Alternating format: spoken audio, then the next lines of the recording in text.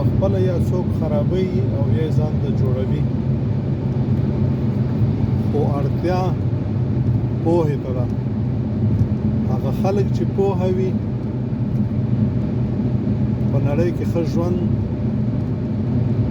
او د مرګ وروسته بیا نورې بریاوې، خو هغه خلک چې ناپوهه وي هغه بیا په نړۍ کې ځان ته دوزخ جوړ کړی وي. په کور کې په جنگ وي، په کوڅو کې په جنگ وي، په ولس کې په جنگ وي، او دا ځکه چې دی ځان یې پېژندلی نه دی، خو لکه د حیوان په څېر غواړي چې تل وخوري او وسکي او بس، بل څوک دته نه معلومیږي چې دایم زما په څېر ځان لري، درد لري، احساسات لري، ژوند لري، کورنۍ لري او په ما باندې حق لري. نو بیا څه شي چې د دپاره دلته ژوند خراب، د نورو دپاره ناسور رنځ او په نړۍ کې یو څه کولی شي چې هغه فساد دی او وژنې دي او غلاګانې دي او ډاکې دي او د بل حق د خپل اندې کول دي او داسې نور. نو ملګرو، ښه ملګري ولرئ، ښه تربیه ولرئ، او د ټولو نه لویه خبره دا ده چې بچو ته ښه تربیه ورکړئ، ښه زده کړې ورباندې وکړئ، تر څو ستاسې راتلونکي بچي چې دي هغه د ولس دپاره ناسور جوړ نه شي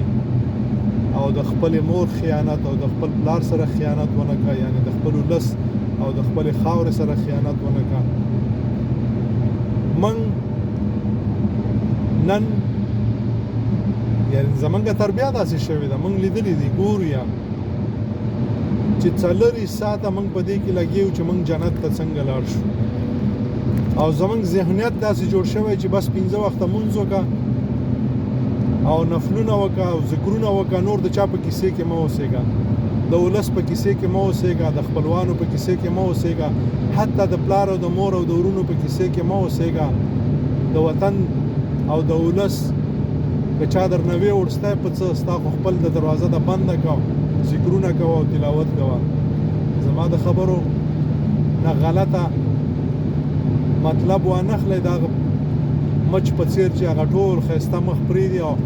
یو ځای کې یو دانوکی پیدا کړه او هغې باندې چکه چکه او چکه چکه او لګېږي، د هغې نه لګېږي. زما د خبرو مقصد دا دی که تاسو همداسې اوده اوسئ چې نه د ولس نه د کورنۍ نه د خاورې غم در سره او بس جنت دی او جنت دی او جنت دی. په هیر مو نشي چې دا هم په عباداتو کې دي او د خدای امر دی، نو د خدای څو امرونه منلو سره یو انسان مسلمان نه جوړیږي او نه د جنت هغه درجې لاسته راوړی شي. ژوندي اوسئ. السلام علیکم ورحمة